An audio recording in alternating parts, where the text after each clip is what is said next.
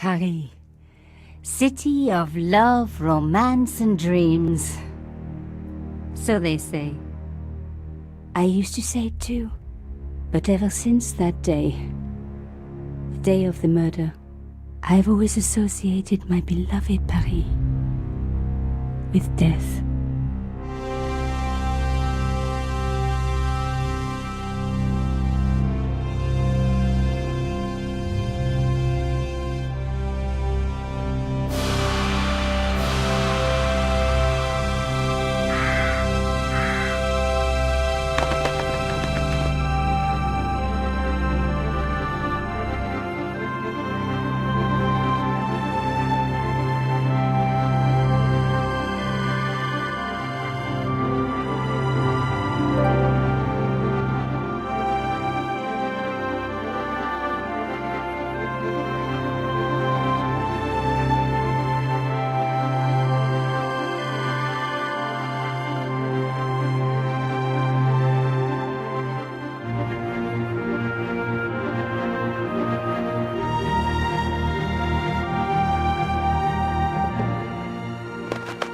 I was at home having a bath when my editor called. Collard, get your ass over to the Palais Royal now. You got an interview. With Pierre Carchon. Yes, the Pierre Carchon. No photos, so leave your gear at home. He asked for you personally. Don't ask me why. Anyhow, this could be big, so if he makes a pass, don't forget. Just smile, say yes, and keep taking notes. So charming and so very apt. Pierre Carchon was a media king, a national hero, and one of the most infamous adulterers in Europe. He and his wife Imelda were just one step down from royalty. Whoa, I hate mimes, but unless you humor them, they don't go away.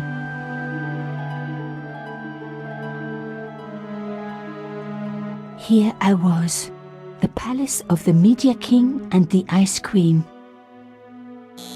I pressed the doorbell and set in motion a chain of events which would change my life forever. Yes? What is it? Madame, my name is Nico Collard. I'm here to see Monsieur Carchon. Come up, we're on the first floor.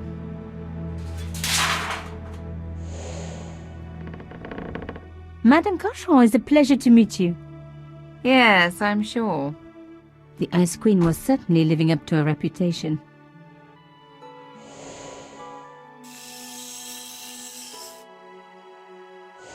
Will you be staying for the interview? Mademoiselle, I know little of my husband's business affairs, and I care even less. I certainly have no intention of watching him pore over yet another pretty little journalist. Pretty? You're too kind, madame. Ah, the talented and very beautiful Mademoiselle Collard. Such a pleasure to meet you at last. Monsieur Carchon, I am honored. Oh, I'm sure you are. Call me Pierre, please. But I do not flatter you idly. I was a friend of your father. He was a great man. My father, he never mentioned. He and I were very close. And then his death. So tragic. I must... Imelda, your damned cat's in my study again. Another Ming vase, I suppose. Excuse me for one moment, my dear girl. You journalists are getting younger each year. Perhaps it's the rest of the world getting older, madame. That was no cat. My God, what? Monsieur Carchon!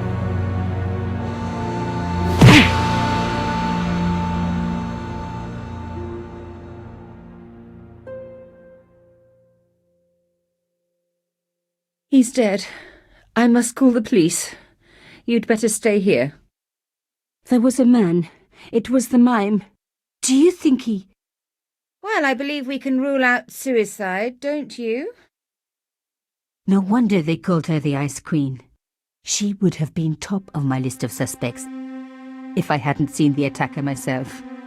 And if I hadn't come across a couple of murders just like this already.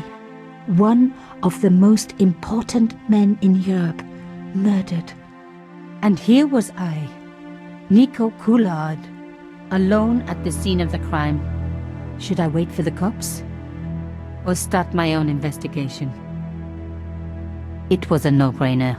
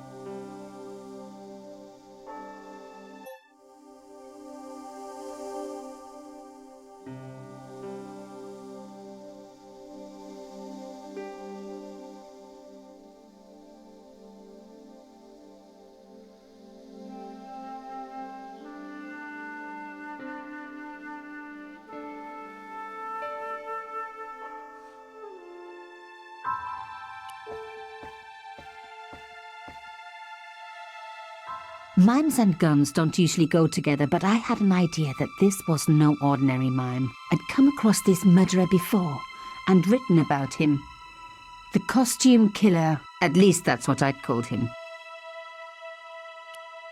Some people hate searching corpses for clues. Me, I'm okay with it. Reminds me of an old boyfriend. Carchon had been shot. Carchon had been shot. In his pocket, I found a ticket stamped Bateau de la Conciergerie. Taking the ticket meant I tampered with the evidence. There was no going back now.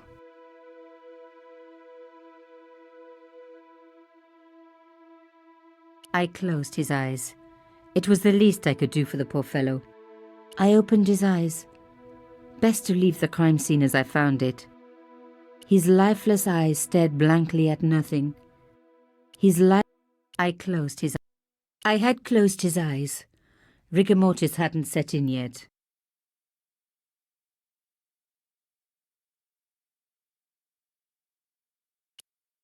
It was one of my hair clips.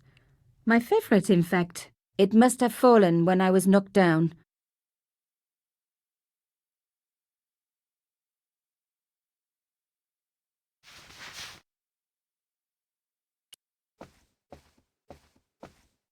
The bookcase was filled with obscure first editions.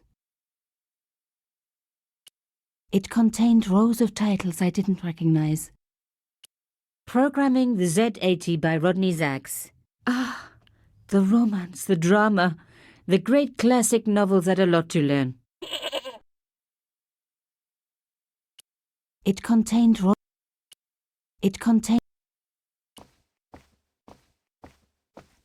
a bust of Pierre Carchon, humble servant of La France. A bust of Pierre Carchon. Pierre Carchon again. His eyes seemed...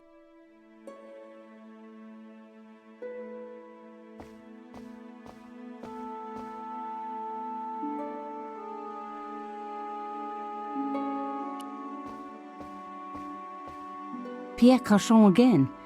His eyes... You had to hand it to the Ice Queen. She sure knew her fabrics. You had to hand it to the Ice Queen. She sure knew her fabrics. A small round piece of glass had been cut out of the pane. This was a professional job. This was the work of the mime. Unless the cat was in on it too. I didn't want to cut myself and leave blood on the glass. Call me old-fashioned, but I like to keep my DNA to myself. Your original 18th century high-security window handle.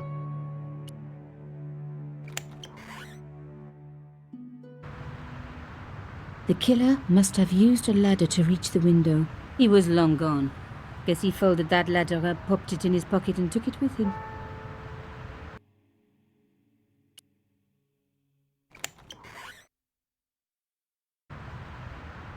The killer must have used a ladder to reach the window.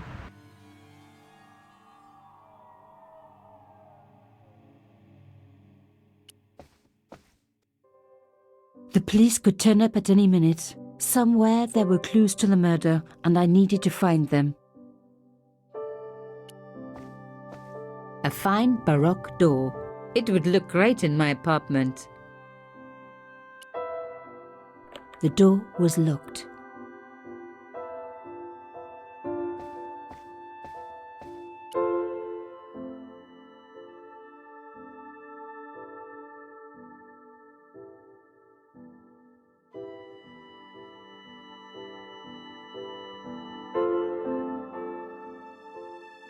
It was a boat ticket stamped Bateau de la Conciergerie. When I was a little girl, Papa used to take me on the Bateau Mouche as a treat. It was a boat ticket stamped. It was one of my hair clips. My favorite, in fact. No.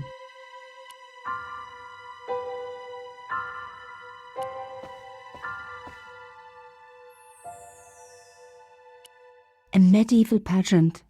Original, no doubt. The tapestry must have cost a fortune. A Louis XIV table with an antique cloth.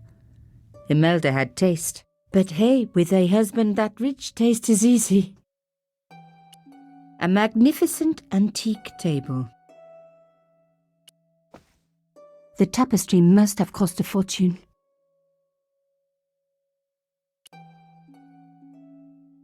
A beautiful cloth had been draped over the table. It was embroidered with an unusual cross. I reckoned that cloth might just turn out to be useful. There was a tiny hole in the tabletop. Part of the inlay had been chipped away. Even my fingernail wouldn't fit into such a small hole. Even my fingernail. The cloth was embroidered with an unusual symbol. It was one of... Aha! Nico, you are just so damn good at this stuff. A key had been hidden in a secret compartment. A modern key. Instead of comforting Imelda, I was ransacking her flat. Why? Because there was something going on here, and I had to get answers before the cops arrived. And hey, she'd been rude to me, so she had it coming.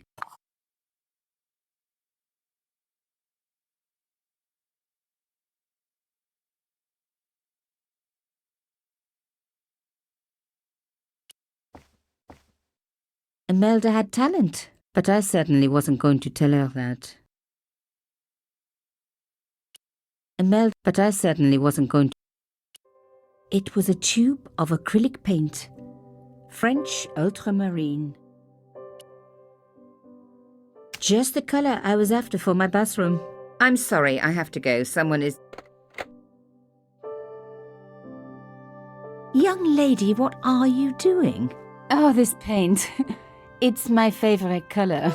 For God's sake, keep the damn stuff.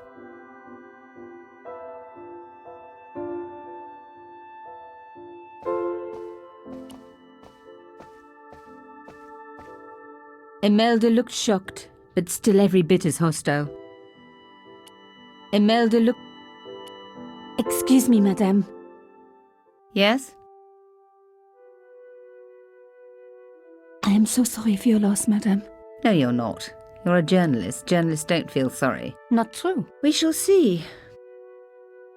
Why did your husband send for me? What did he want to discuss? I have no idea. His business was his business. He never told you anything? No, and frankly, I preferred it that way. How did your husband know my father? I have no idea. You didn't know him? Thierry Collard? Pierre knew a lot of people I didn't know, most of them women. Why would a mime want to kill your husband? Pierre had plenty of enemies. Half the husbands in Paris for a start. This is quite a scoop for you. I suppose you're already inventing the headlines. Just because I am a journalist. Don't patronise me. You're all cut from the same cloth. Do you have any moral sense at all?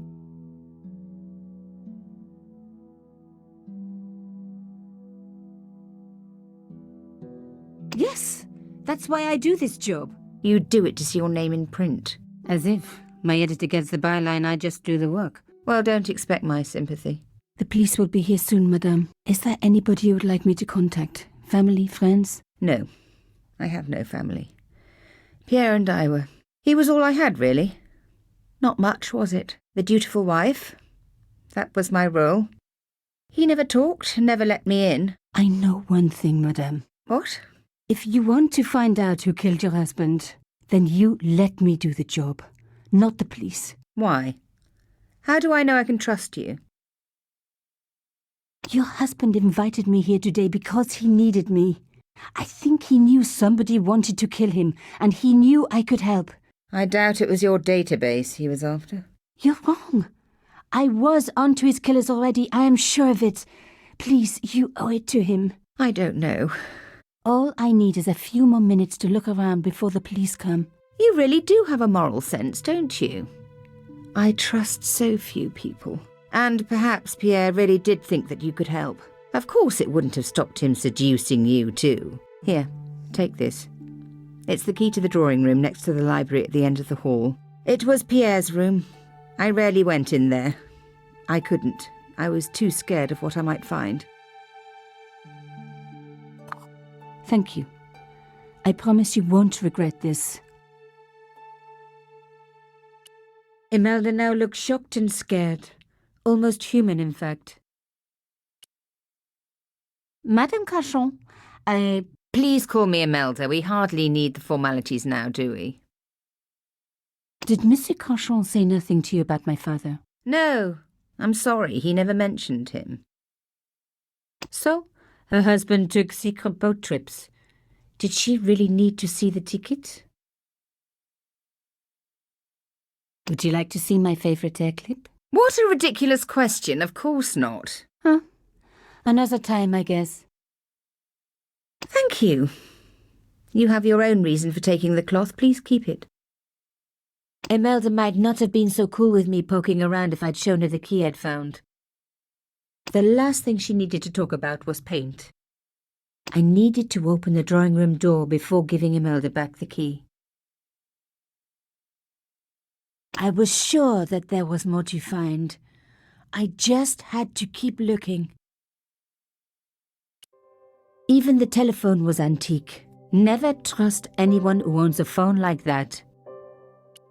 There was no one I needed to phone, not until I had solved this case.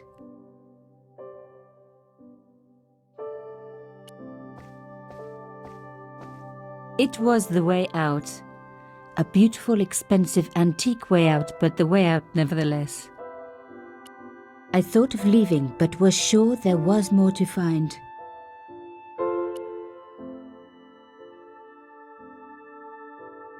A key. Maybe a safe key. The tube of paint from Imelda's easel. French, ultramarine. It was the drawing room key.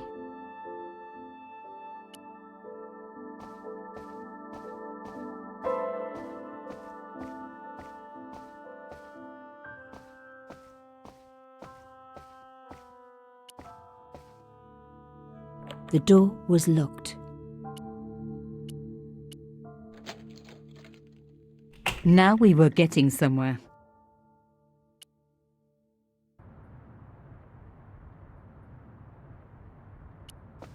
Even the light switch looked impressive. I didn't need the lights on. It was light enough already.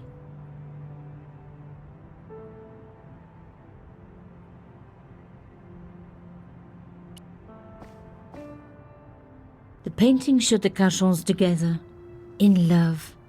As the poet said, the past is a different country. Or did I read that in a fortune cookie? The Cachons, noblesse oblige. The painting was attached firmly to the wall. Aha! There was a small button hidden in the picture frame. There was the very faintest of clicks.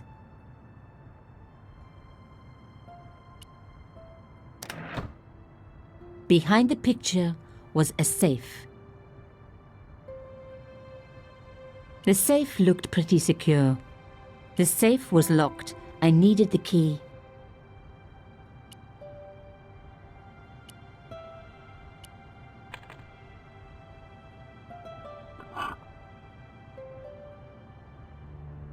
There was a strange stone cylinder in the safe. In the safe was some kind of artifact. There were strange symbols on its surface. It looked like the printer's blocks I'd made at art school. If there was one thing I'd learned about symbols, they are always important. But these symbols scratched into stone were impossible to read. I needed to find a way of printing them. At least the stone was round. But what could I use for ink? And what could I print on? Sure, I was stealing, but I knew Imelda didn't know about the artifact, and Carchon was past carrying.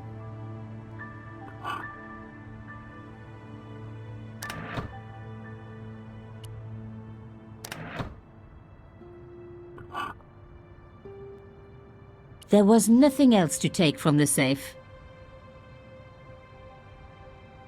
There was nothing else.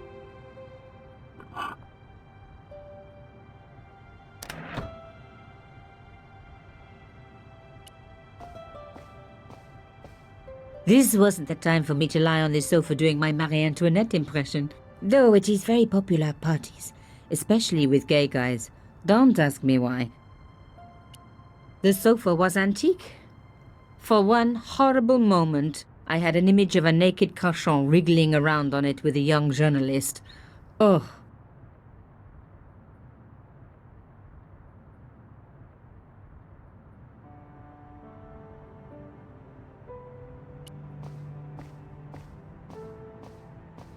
As expected, the desk was yet another priceless antique. Yawn. The blotter and ink tray had clearly been placed with mathematical precision.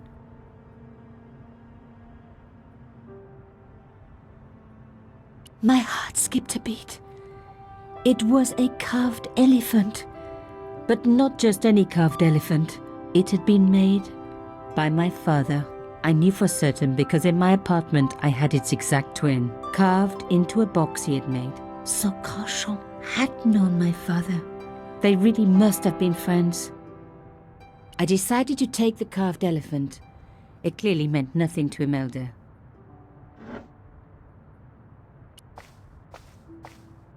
It was a sheet of blotting paper in a leather holder.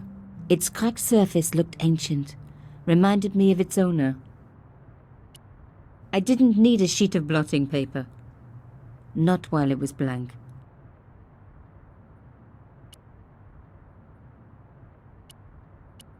The paint would have just soaked into the blotting paper, but the idea was good. The ink tray, like everything else in this place, was beautiful. One day I was going to have an ink tray like that, even if I had to sell my apartment to pay for it. I didn't want to take the tray, but I knew that I could use it.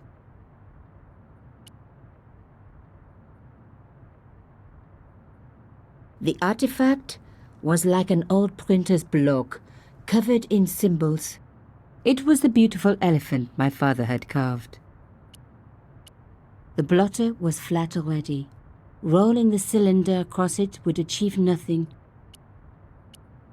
Rolling the cylinder in the tray for no good reason would be just plain silly.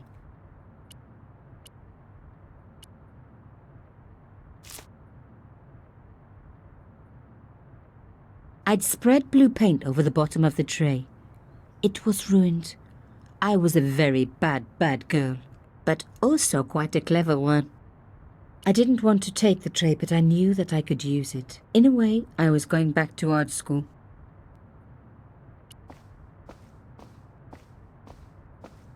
It was a back door.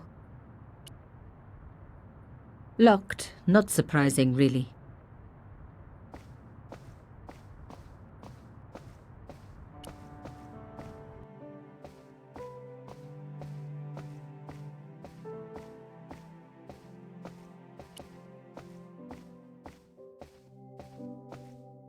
Even the telephone was Imelda now looked shocked and... Did you find anything useful? This carving, do you know anything about it? It was Pierre's. What does the statue have to do with... Please, I need to know. He was given it by a friend, something to do with Africa. He never explained any more. No, but I think it was important to him, always on display.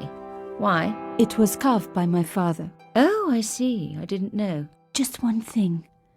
I know this is going to sound strange, but did your husband ever mention... Did he ever talk to you about a penguin? Or a snowman? What? I don't understand. He never mentioned people dressed up as penguins. Nico, I don't know what you're talking. My dear, you should go before the police arrive. There will be many awkward questions. I am grateful that you stayed. You've been so kind. Please, call if there is anything I can do. I'd misjudged her. She had every reason to be bitter, living with a guy like Carchon. From the sound of it, no one and nothing was safe around him. Maybe I should have interrogated the cat after all.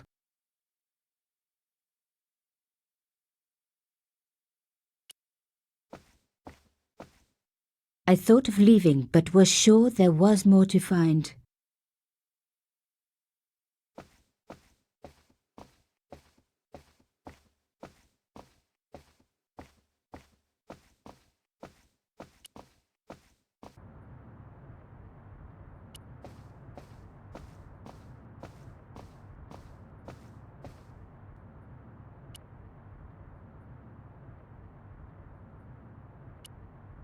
No.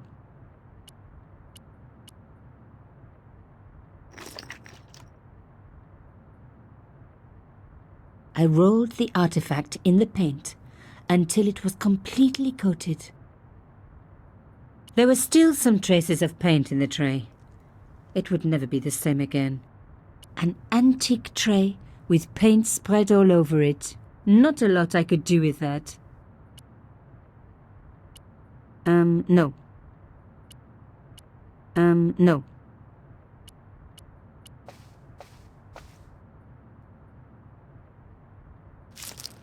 Genius! The roller and the paint worked just as I planned, but what did it say? A secret message had been printed on the blotting paper. A secret message had been printed on the blotting paper. It was some kind of coded message. It read, sub judice. I may not have learned a lot as a journalist, but that was a term I knew well. It means a legal case that is before the courts. Below it was a sequence of letters that made no sense.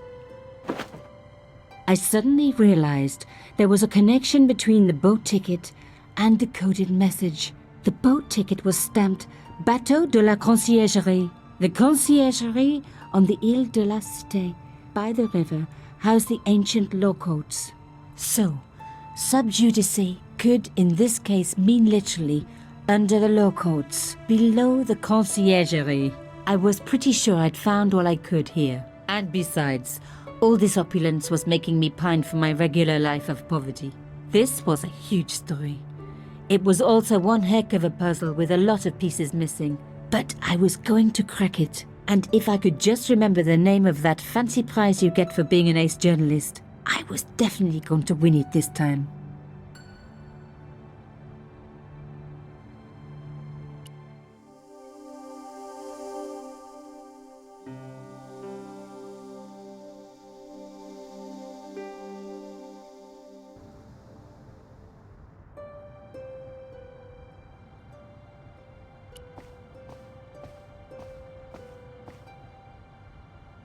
Locked, not so.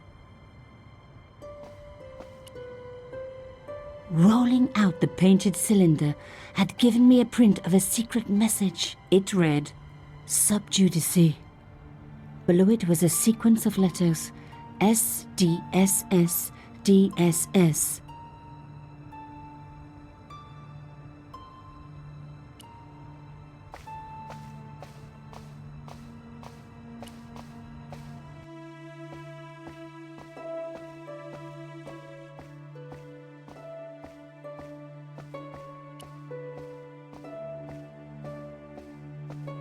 Imelda, I will do everything I can to find the killer. Thank you, my dear. And if the police ask, Don't worry. You were never here. sub judice was the key. I was going to have to find a way under the conciergerie. I decided to head straight for the quayside on the Ile de la Cité. If there was a way of getting under the conciergerie, it would have to be from there.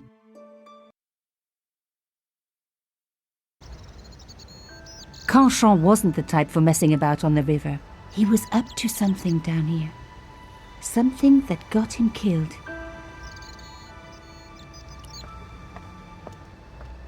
An old boyfriend of mine owned a barge once. Dampest relationship I ever had. In every way. An old boyfriend. The conciergerie. Former royal palace, prison and law courts. And also home to the busiest guillotine in the French Revolution. I wasn't leaving yet. I had a hunch there was more to find.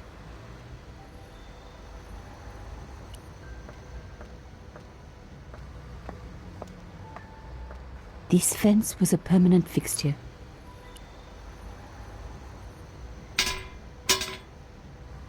The fence wouldn't move. It was the old boathouse for the conciergerie. If I was right about the meaning of sub judice, then the answer had to lie somewhere here on the quayside.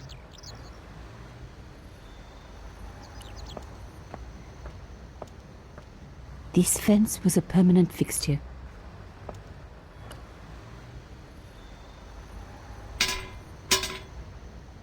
This fence wouldn't move either. I wasn't leaving yet. I had a hunch there was more to find.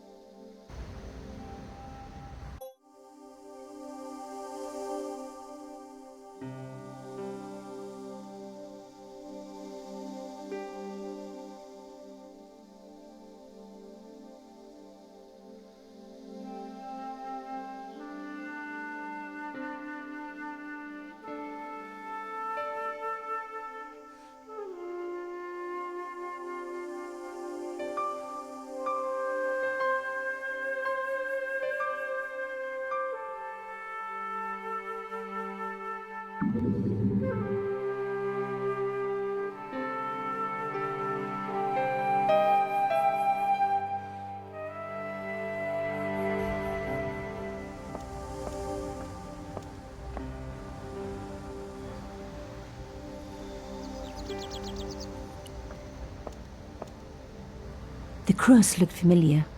I'd seen it before. It was embroidered on the lace cloth I'd picked up at Canchon's apartment. I knew I was on the right track.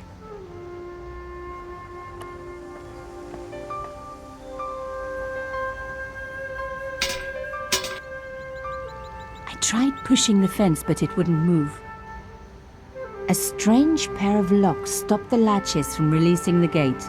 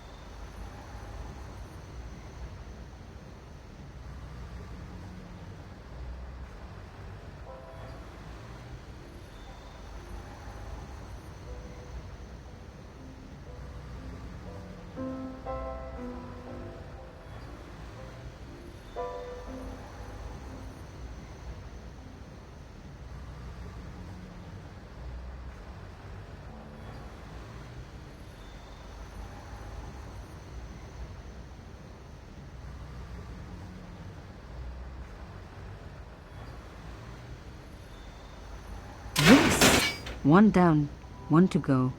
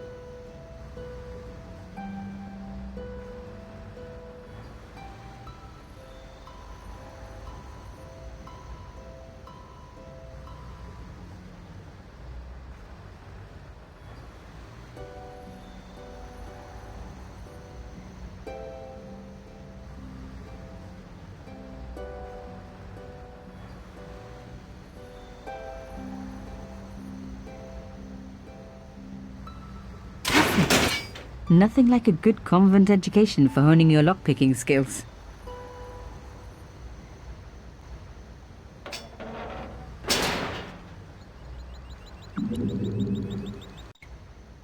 For a room full of junk, that was one very sophisticated lock system. This place was definitely fishy, in more ways than one. It was almost as if the fence was intended to double as a bridge. I really didn't want to pull the fence back up and risk trapping myself in this place.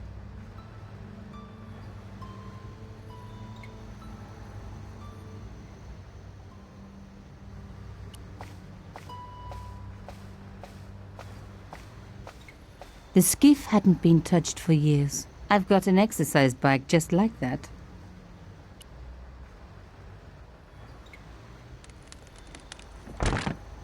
Oops. It was an old shell case, probably from the 50s. I knew what I was talking about. I grew up watching war movies. An old shell case. I wondered what that was doing there.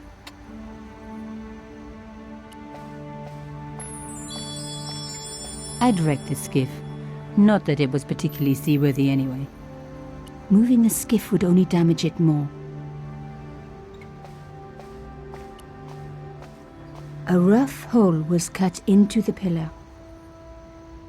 The words "sinister" and "Dexter" were carved on either side. Now any good convent girl like me knows the old Roman for left, right, right. But what did it mean here? Nothing happened. Nothing happened.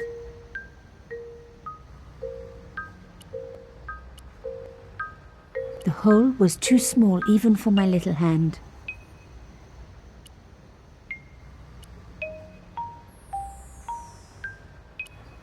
Rolling out the painted cylinder had given me a print of a secret message. It read, "Sub Judice." Below it was a sequence of letters, SDSS DSS.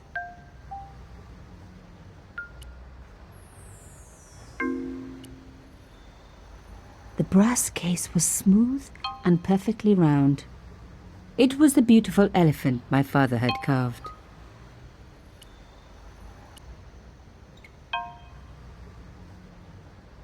Mystery solved.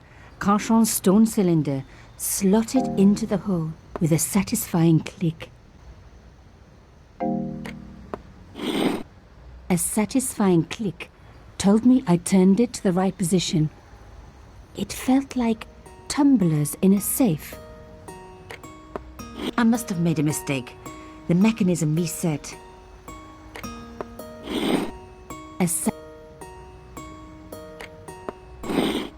Another click. Another step closer. I made a mistake. The lock reset. A satisfying click told me I turned it to the right position. Another click. Another step closer.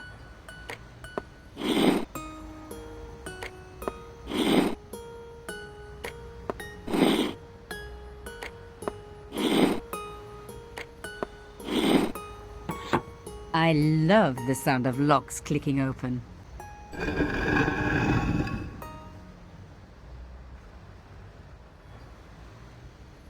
Carchon's cylinder had fitted snugly into the hole.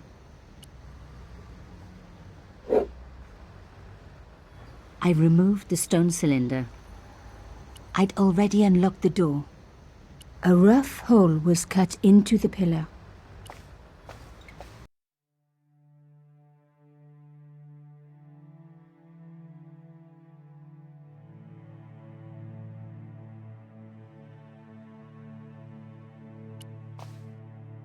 Ut lex vel ut next sumito.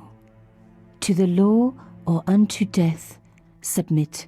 I guess these people didn't believe in liberté, égalité or fraternité. Yes, I'll admit it. I was a swot at school. I also wore lipstick and the nuns never knew.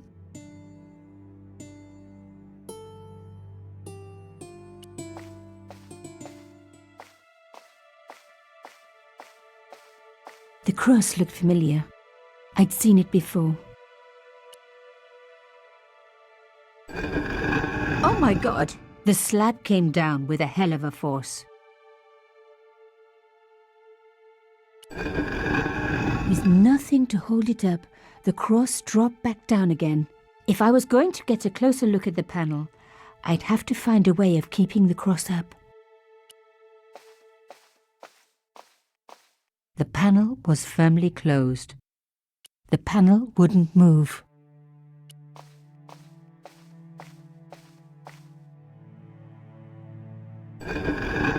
Lifting the cross closed the entrance door and also opened some kind of stone panel.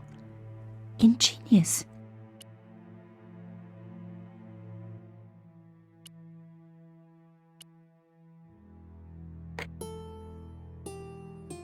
The stone cross was propped up.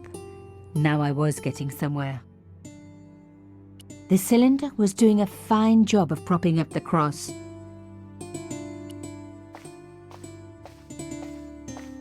A round slot precisely carved into the stonework.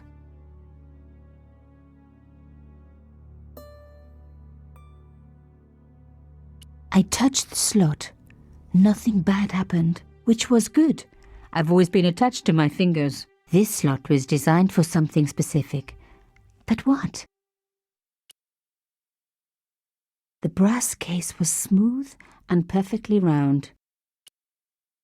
Shame. The shell case was too wide.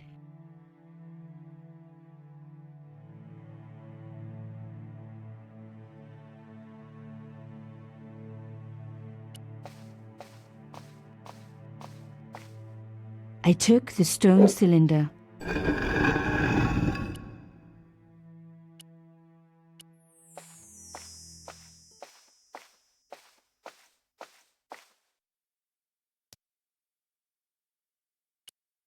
A brass shell case versus a stone slab contest.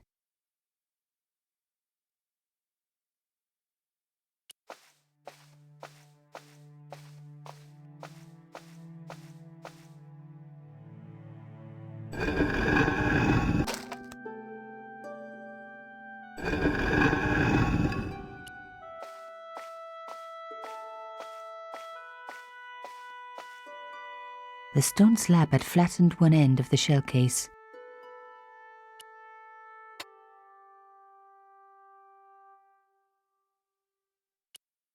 The shell case had been flattened at one end, forming a serrated edge.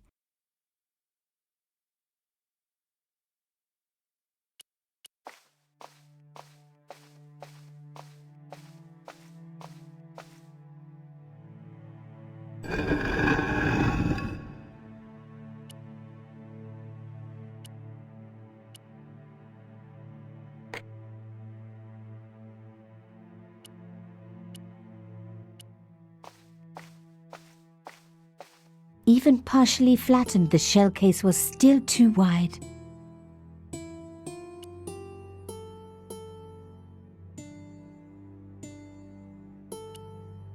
No. No. The shell case... Even partially flattened, the shell case was still too wide.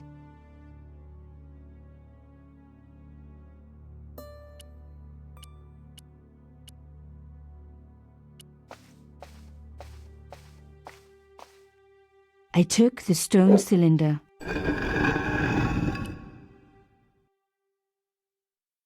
The artifact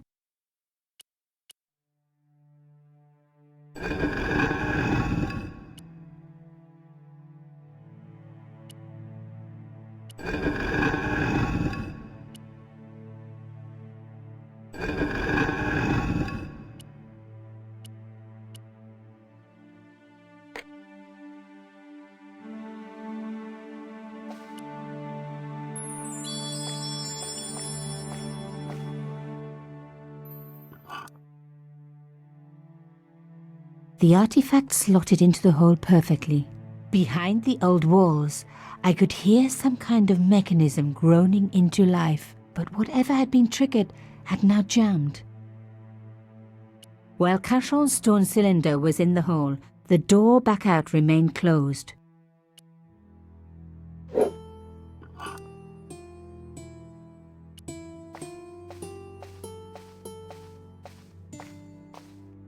A hidden door. This was getting interesting. Shame the mechanism jammed. I was going to have to find a way to prise it open. The slab was too heavy for me to lift.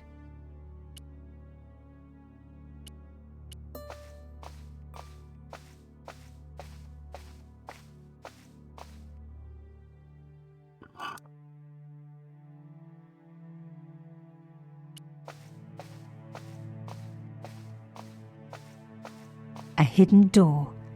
This was getting interesting. Shame the mechanism jammed.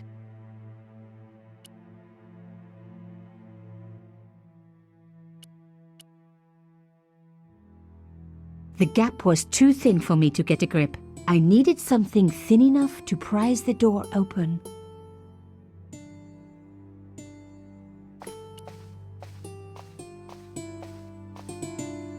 I removed the shell case. The crust didn't drop back down.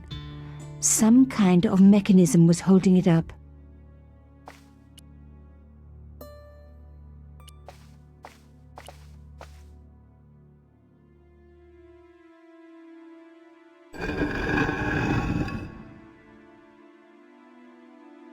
Another good use for a shell case.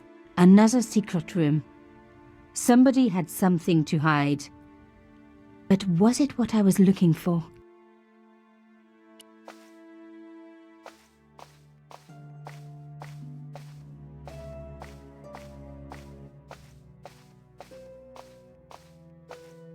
Wow! Through the darkness, I could see that this was a stateroom. But for what purpose? And how did it tie in with Cachon?